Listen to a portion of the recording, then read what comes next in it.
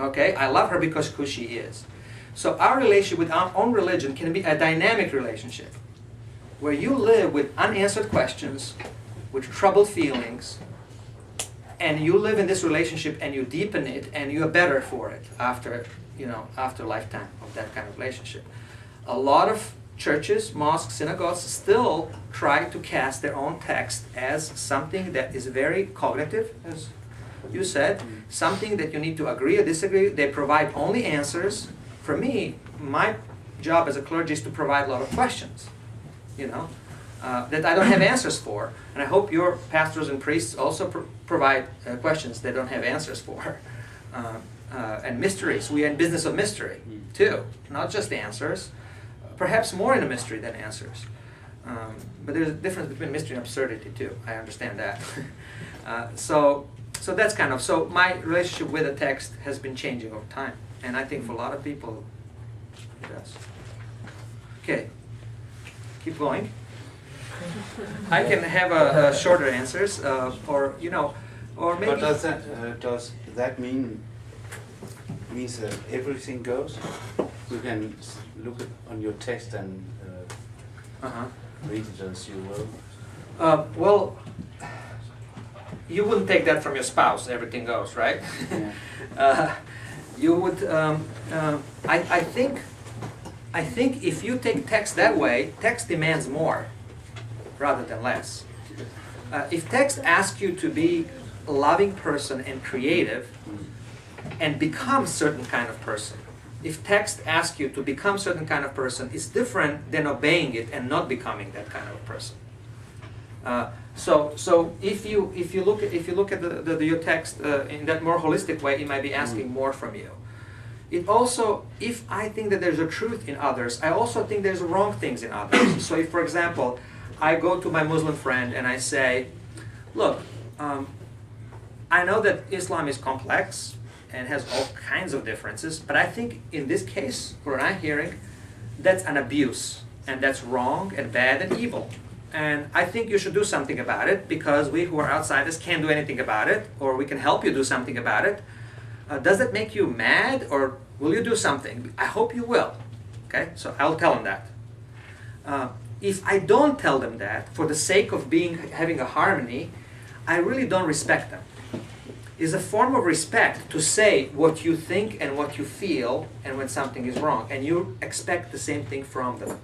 So when you have a person from another faith, you don't want to say, the last thing you want to do is pretend that you are not who you are, and pretend you don't see what you see. Any pretension is actually a form of disrespect for the other. So not everything goes. Absolutely not. In fact, in the way we describe it in interdependent world, you actually now have a platform to make something happen about things that are wrong. Because if you keep saying, this is right, and this is wrong, and this is right, and this is wrong, and I don't want to have anything to do with you, I believe this, and this is right, and this is wrong, nothing happens. Nothing is moving anywhere. Nobody's changing. There's no interaction. Yes? Yeah, I'm just curious about what it was that convinced you to be a Christian. Was it a certain experience or something like that? Mm-hmm. Well, I was... That's a good question. It's a long question. I have a lot of... in my book, I tell the whole story, kind of, and I don't know in which moment to turn to. But there's a lot of moments. There's like a series of things that happen in people's life. It's a person, and it's an event, and it's a way of thinking, and it's kind of a weeks, months, years of thinking through that. But I don't know. I felt that Christian story for me brought together a lot of pieces of puzzle I had about life. I was reading a lot of Hermann Hesse, and I don't know if you're reading any of that. Carlos Castaneda. There's like Eastern religions, philosophy, Kierkegaard, things like that. I came with a lot of things like that in my head, full of that, to Christianity. And when I heard it, I felt that Christianity brought a lot of things together. It's like you have pieces of puzzle, and they fit together. And that's what worked for me. And I said, okay, I can organize my life and I can make a bigger difference and I can find the reasons to sacrifice and be disciplined and practice something. So it could have been something else. I cannot say that it couldn't be anything else. It could have been. And I advise, some people really like to go to a space where emphasis is that we are all one, we are all the same. And you will go to a Sufi community, there is each of the religions has its own group that lives at the edges of that group and says, look, everything we say about God is just nonsense. Okay? There is God, but it's not. Like Rumi, I don't know if you read poetry from Rumi, but he is basically writing, wrote 10,000 poems. They had one short poem, but they don't remember. Okay, I have. On Islam. Yeah. You should, check out Rumi. You might fall in love with a poet. It's really amazing. I mean, he was just 800 years of his birth that was celebrated 2 years ago. So that was a big thing. He's the greatest poet, in his time. Of all poets, I think. I mean, there was 30,000 people on his funeral, and many of them Jews and Christians came. But he was the one who is a mystic, and mystics, every religion has his mystic part, and mystic part says basically that not only we have idols, that we idolize things like church or pictures or statues, but we idolize our own thoughts about God. So whenever we think something about God and we're really convinced about it and we bow down to that, we are making a mistake. Because idol can be a conceptual thing.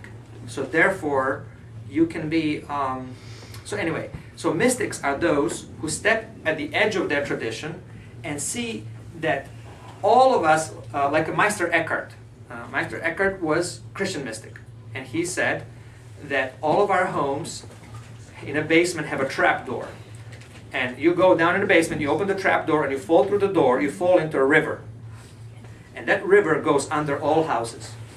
Okay, so mystics would say, if you go deep enough, you'll realize it's all the same. But they insist you cannot say all the same without going deep. Okay, so those are the people who are. So the way to understand the depth of everybody, mystics argue, is to understand your own faith. It's like digging a well. If you dig 10 wells this deep, you will not find water. You will find water if you discipline yourself and practice something for a long while, instead of being a consumer of spiritual and religious products, like you're a consumer of food and cereals and dress and films. Life will not give itself to you if you are making it another consumption product. So a lot of religious organizations are producers of goods and services, of spiritual goods and services, but that doesn't lead far. You have to kind of take years and sustain something over a period of time in order to see results. And a lot of people, my view is that I have met a lot of religious people, and it is people who go halfway that are a problem. But people who have sustained the practice and their philosophy and view of life for a long period of time, they are more effortlessly stepping and talking with diverse group of people. So that's observation.